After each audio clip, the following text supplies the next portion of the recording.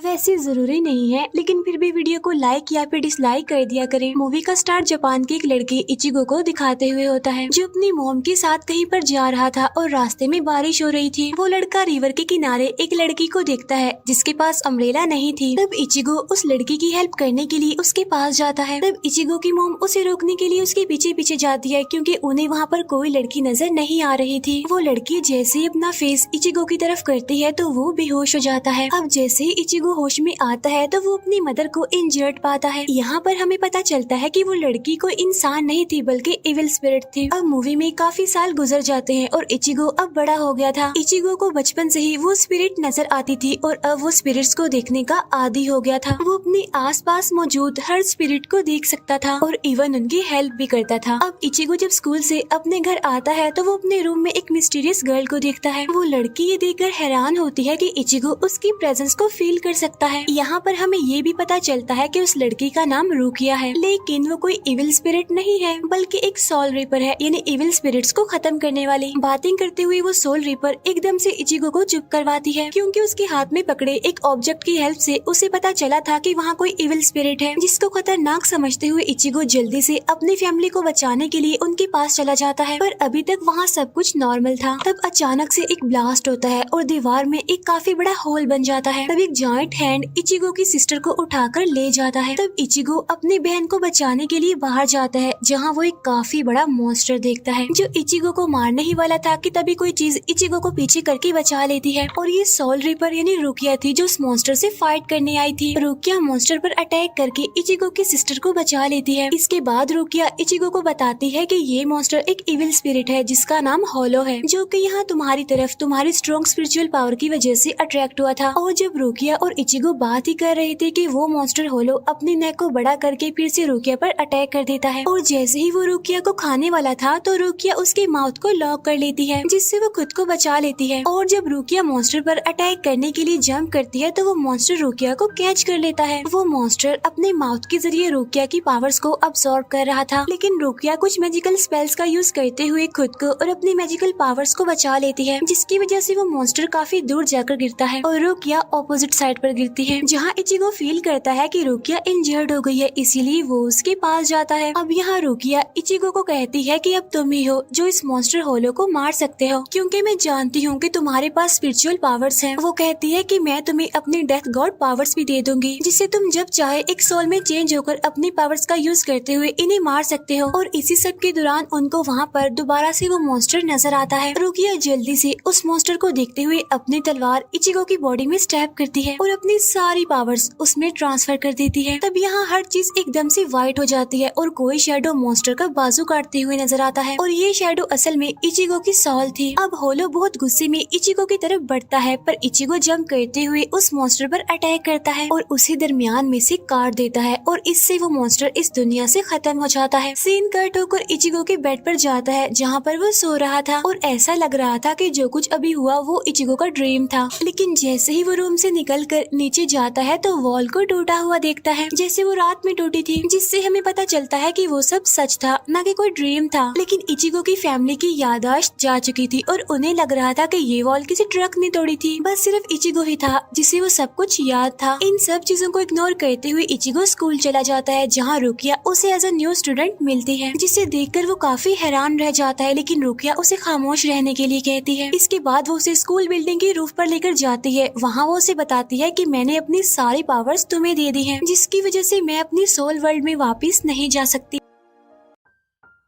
और अब वो इचिगो से अपनी पावर्स वापस लेने आई थी। वो कहती है कि वो तलवार को दोबारा से अपनी बॉडी में स्टैब करे, जिससे उसकी पावर्स दोबारा से उसके पास आ जाएंगी, पर इचिगो ये बात नहीं मानता। तब रुकिया जल्दी से उसको नीचे गिराते हुए उसके अंदर अपनी सोर्ड को स्टैब करने की कोशिश करती है, बट वो ऐसा नहीं कर पाती, जिससे रुकिया को पता चलता है कि इचिगो के अंदर उससे ज्यादा पावर्स हैं। यानी अब इचिगो की अपनी और रुकिया की पावर्स मिलकर वो बहुत ज्यादा पावरफुल हो गया है। तब रुकिया को लगता है कि इचिगो कुछ ट्रेनिंग के बाद बहुत अच्छे से इविल सोल का मुकाबला कर सकता है। लेकिन इचिगो को ये आइडिया पसंद नहीं आता क्योंकि वो एक नॉर्मल लाइफ गुजारना चाहता था। इस सब के बाद जब इचिगो अपने घर आता है तो वो अपने कबर्ड में रुकिया को देखता है। वो उसे कहता है कि तुम क्या कर रही हो यहाँ, चले क्यों नहीं जाती यहाँ से। जिस पर वो कहती है कि मैं यहाँ से कहीं नहीं जा सकती क्योंकि मेरी पावर्स तो तुम्हारे पास है। अभी ये लोग बातें कर ही रही होती हैं कि तभी अचानक से इचिगो के फादर वहाँ पर आ जाते हैं क्योंकि उन्हें लग रहा था कि वहाँ पर कोई लड़की है जिसे इचिगो ने कहीं पर छुपा दिया है और वो कबर्ड के अंदर भी देखते हैं, लेकिन उन्हें रुकिया नजर नहीं आती क्योंकि वो तो सोल रिपर थी। तब इचिगो के फादर उसे वार्न करते हुए वहाँ से चले जाते हैं। नेक्स्ट डे रुकिया जल्दी से उसे जगा देती है और उसे ट्रेनिंग के लिए लेकर जाती है, लेकिन इचिगो तो इन सब में इंटरेस्टेड नहीं था, इसीलिए वो सही से परफॉर्म नहीं कर पा रहा था। अब रुकिया उसे एक लकड़ी की तलवार देती है और उसे आर्ट ऑफ कैंडो सिखाती है, लेकिन अब क्योंकि उसके पास इतनी अच्छी मूव्स नहीं थी इसीलिए वो रुकिया की तलवार से इंजर्ड होकर पागलों की तरह अपनी तलवार से रुकिया पर अटैक करने की कोशिश करता है। दूसरी तरफ हम एक सोल रिपर रेंजी को देखते हैं जो सोल वर्ल्ड में अपने चीफ को बता रहा होता है कि रुकिया अपनी सारी पावर्स खो चुकी है, जिसकी वजह से हमारा रुकिया पर कंट्रोल खत्म हो गया है। और अब सोल रिपर का चीफ उसे ऑर्डर करता है कि तुम रुकिया के पास जाओ और उसको उसकी पावर्स के साथ वापस लेकर आओ, चाहे इस काम के लिए तुम्हें उस आदमी को ही क्यों ना मानना पड़े जिसके पास रुकिया की पावर्स हैं। यानी ये लोग इचिगो की बात कर रहे थे। नेक्स्ट सीन में हम देखते हैं कि इचिगो अपने स्कूल से घर जा रहा है और तब उसे ऐसा फील होता है जैसे कोई उसका पीछा कर रहा है। तब वो जोर से कहता है कि जो कोई भी है मेरे सामने आए। तब इस बात से रेंजी काफी हैरान होता है कि वो एक इंसान है, उसने मेरी प्रेजेंस को फील कैसे कर लिया। फिर वो सोल रिपर रेंजी उसके सामने आकर उसे पूछता है कि रुकिया कहाँ है, लेकिन वो झूठ बोल देता है और कहता है कि मैं नहीं जानता क्योंकि उसे लग रहा था कि वो खतरे में है। अब इस बात को सुनकर रेंजी को गुस्सा आ जाता है और वो इचिगो पर अपनी स्वॉर्ड से अटैक करता है, जिससे इचिगो बच जाता है क्योंकि किसी मैजिकल ऑब्जेक्ट ने स्वॉर्ड की डायरेक्शन चेंज कर दी थी और रेंजी उस ऑब्जेक्ट से छुपने के लिए बच गया था। तब मौके का फायदा उठाकर इचिगो वहाँ से भाग जाता है। तब वो अपने घर जाकर ये बात जल्दी से रुकिया को बताता है कि मुझे कुछ लोग मिले थे जो कि तुम्हारे बारे में ही पूछ रहे थे, जिस पर वो कहती है कि वो लोग मुझे लेने और तुम्हें मारने आए थे, लेकिन हाँ पहले मैं तुम्हें ट्रेनिंग दूंगी और बाद में अपना मिशन पूरा करके ही जाऊंगी। नेक्स्ट डे स्कूल में इचिगो को एक ऐसा आदमी मिलता है जो उसकी सारी पावर्स के बारे में जानता था। उस आदमी का नाम अशीदा था। इचिगो ये सुनकर हैरान हो गया था कि उसे ये सब बातें कैसे पता है,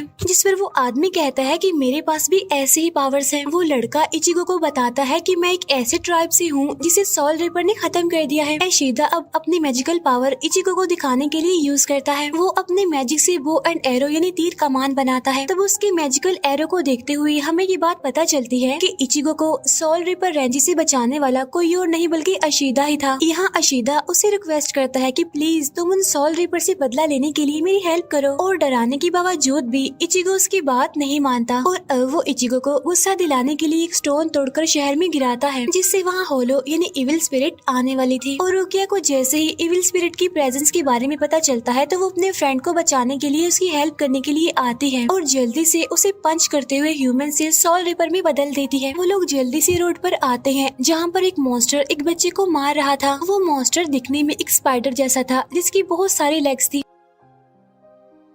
इचिगो जल्दी से उसके पास जाकर गुस्से में उस पर अटैक कर देता है। इचिगो और मॉन्स्टर के दरमियान फाइट चल रही थी और जहां वो मॉन्स्टर इचिगो पर हैवी होने वाला था वहीं पर दूसरा सोल रिपर रेंजी अपने इनक्रेडिबल स्पीड पावर का यूज करते हुए इचिगो को बचा लेता है। और अब रेंजी और इचिगो के दरमियान फाइट शुरू हो जाती है। जब रेंजी उसे मारने ही वाला था कि रुकिया उसे बचाने आ जाती है, जिससे रेंजी को गुस्सा आ जाता है क्योंकि रुकिया एक इंसान को बचा रही थी। हालांकि उसको मार देने से रुकिया की पावर्स वापिस आ सकती थी। इसी सब के दरमियान यहाँ पर सोल रिपर का चीफ आ जाता है। यहाँ पर हमें पता चलता है कि वो रुकिया का भाई है। वो रुकिया से कहता है कि तुम किसी भी हालत में इस आदमी से अपने डेथ गॉड पावर्स लेकर वापस आओगी और चाहे इस काम के लिए तुम्हें इचिगो को मारना ही क्यों ना पड़े। और रुकिया के पास भी यही एक तरीका था अपने सोल वर्ल्ड में वापस जाने का, लेकिन रुकिया किसी इनोसेंट इंसान को मारना नहीं चाहती थी। फिर रुकिया का भाई उसे वार्निंग देते हुए चला जाता है कि अगर रुकिया नेक्स्ट फुल मून तक सोल वर्ल्ड में वापस ना आई तो इचिगो को वो खुद ही मार देंगे। जिसके बाद रुकिया इचिगो की सोल को उसकी बॉडी तक लेकर आती है। यहाँ रेंजी के साथ फाइट में इचिगो की सोल काफी हर्ट हुई थी। रुकिया को लगता है कि उसकी पावर्स वापस लेने से उसकी जान जा सकती है, इसीलिए वो इचिगो की जान बचाने के लिए अपने भाई से एक डील करती है। वो कहती है कि हम इचिगो को अपने सबसे बड़े मॉन्स्टर ग्रैंड फिशर को मारने के लिए यूज करेंगे, लेकिन इसके बदले उन्हें इचिगो को छोड़ना होगा। अब रुकिया का भाई तो ये बात मान जाता है, लेकिन रेंजी को इस बात पर बहुत गुस्सा आता है। वो कहता है कि रुकिया उस आदमी के ट्रैप में फंस रही है क्योंकि उसे लगता है कि इचिगो भी सॉल स्पिरिट है। इन सब बातों के दौरान रुकिया को ढूंढते हुए इचिगो भी वहाँ पर आ जाता है और अपने फ्रेंड को बचाने के लिए कहता है कि मैं उस ग्रैंड फिशर को मारूंगा, शर्त ये है कि अभी तुम लोग यहाँ से चले जाओ। तब रुकिया का भाई ये मान लेता है क्योंकि उसे पता था कि ग्रैंड फिशर बहुत पावरफुल है जिसको इचिगो मार नहीं पाएगा और वो खुद ही मर जाएगा और इस तरह से रुकिया की पावर्स भी उसे वापस मिल जाएंगी। और अब वो अपने मिशन के लिए रुकिया से ट्रेनिंग लेता है। अब की बार वो पहले से बहुत अच्छा परफॉर्म कर रहा था क्योंकि उसे किसी भी हाल में उस ग्रैंड मास्टर को मारना था और सबसे इम्पोर्टेंट कि उसने अपनी फ्रेंड रुकिया को बचाना था। और इस सब के लिए जरूरी था कि वो अपनी पावर्स को अच्छे से जान सके और उनको अपने कंट्रोल में कर ले। नेक्स्ट सीन में हम देखते हैं कि इचिगो की ट्रेनिंग कंप्लीट हो गई है और ग्रैंड फिशर भी उनसे लड़ने के लिए आ गया है, जिसके यहाँ आने का रुकिया को पता चल जाता है और वो जल्दी से इचिगो को ह्यूमन से सोल रिपर में चेंज कर देती है। ग्रैंड मास्टर उस छोटे सोल की शक्ल में सामने आता है जिसने मूवी के स्टार्ट में इचिगो की मॉम को मारा था, जिसे देखकर इचिगो का गुस्सा और ज्यादा बढ़ जाता है और वो अपनी तलवार से उस मॉन्स्टर के टेंटिकल्स को काट देता है। और जैसे ही इचिगो उसके दिल पर अटैक करने वाला होता है तो उसे वहाँ पर उसकी मॉम नजर आती है, जिनको देखकर वो 1 मिनट के लिए रुक जाता है। असल में ये एक विजन था जो उस मॉन्स्टर ने इचिगो को ट्रैप करने के लिए दिखाया था, जिससे रुकिया उसे बाहर निकालती है और इसके बाद हम मॉन्स्टर को उसके असली रूप में देखते हैं जिससे इचिगो लड़ रहा था। और अब वो दोनों लड़ते हुए सिटी के अंदर आ जाते हैं जहाँ वो मॉन्स्टर हर चीज को डिस्ट्रॉय कर रहा था। इचिगो उसे मारने की बहुत कोशिश कर रहा था लेकिन उसे मारना बहुत मुश्किल था और अब फाइट के दौरान वो मॉन्स्टर इचिगो पर भारी पड़ रहा था। और जैसे ही वो मॉन्स्टर इचिगो को मारने ही वाला होता है तो वहाँ मैजिकल ऑब्जेक्ट इचिगो को बचा लेता है और ये वही ऑब्जेक्ट था जिसने पहले भी इचिगो को बचाया था, यानी अशीदा का मैजिकल एरो, जिसका मतलब ये था कि वो भी इचिगो की हेल्प करने के लिए आया था। अशीदा बार बार उस पर अपने वेपन से अटैक करता है जिससे वो बचता रहता है। इतने में ही इचिगो नीचे से उस मॉन्स्टर पर अटैक करता है जिससे वो ज्यादा इंजर्ड तो नहीं होता लेकिन उसे गुस्सा आ जाता है और वो अपने गुस्से को तूफान में बदल देता है, जिससे वो अशीदा और इचिगो दोनों को ही हर्ट करते हुए दूर फेंकता है। तब इचिगो जाकर एक बस के अंदर गिरता है तो वो मॉन्स्टर बस के अंदर अपने टेंटिकल की हेल्प से उसे ट्रैप कर लेता है, लेकिन बाहर से अशीदा उस मॉन्स्टर की आई पर अपने एरो से अटैक करता है। तब वो मॉन्स्टर गुस्से में उस पूरी बस को तोड़ देता है और तब इचिगो जंप करते हुए बाहर निकलकर मॉन्स्टर के हेड पर अटैक करता है, जिससे फाइनली वो मॉन्स्टर मर जाता है। अब रुकिया अपनी फ्रेंड यानी इचिगो को देखने के लिए उसके पास आती है जो कि बिल्कुल ठीक था और अब वो अपने मिशन में कामयाब हो गए थे। लेकिन इससे पहले कि वो लोग अपनी जीत को सेलिब्रेट करते वहाँ पर दूसरे सोल रिपर आ जाते हैं, यानी रुकिया की वर्ल्ड से रेंजी और उसका भाई आ गया था और रेंजी जल्दी अशीदा को पीछे से मार देता है। इसके बाद रुकिया का भाई उसे कहता है कि ग्रैंड फिशर अब खत्म हो गया है और हमारा मिशन भी पूरा हो गया है, तो अब तुम्हें इस आदमी को मार कर अपनी पावर्स वापस ले लेनी चाहिए क्योंकि एक इंसान और सोल रिपर कभी भी दोस्त नहीं हो सकते। अब रेंजी और इचिगो के दरमियान फाइट शुरू हो जाती है। वो काफी देर से लड़ रहे थे और इचिगो अभी तक सिर्फ अपने डिफेंस के लिए ही लड़ रहा था क्योंकि रेंजी उन सबसे ज्यादा पावरफुल था। अब अचानक उसकी मूव को समझते हुए इचिगो उसे किक करता है जिससे उसे काफी गुस्सा आता है और वो अपनी पावर से अपने वेपन को काफी बड़ा कर लेता है और उससे इचिगो को पकड़ते हुए काफी दूर फेंकता है और साथ साथ एक कार से भी उस पर अटैक करता है, जिससे वहाँ पर एक काफी बड़ा ब्लास्ट होता है और हर चीज जल जाती है। अब जैसे ही रेंजी रुकिया को पकड़ने के लिए आगे बढ़ता है तो सरप्राइजिंगली इचिगो अपने फ्रेंड को बचाने के लिए दोबारा आता है, जिसको देखकर सभी काफी हैरान हो जाते हैं। और अब उन सोल रिपर्स को भी पता चल चुका था कि इस आदमी को मारना इतना आसान नहीं है। आखिर इचिगो रेंजी की तलवार तोड़ देता है जिससे उसकी पावर्स कम हो जाती हैं। अब यहाँ रेंजी को हारता हुआ देखकर चीफ खुद लड़ने के लिए आता है, जिसके सामने इचिगो कुछ भी नहीं था। वो अपनी सिर्फ एक फिंगर से ही इचिगो की तलवार को रोक देता है और उसे बहुत मारता है। फिर आखिर में वो आदमी इचिगो की स्वॉर्ड को तोड़ते हुए बहुत तेजी से उसे काटते हुए चला जाता है,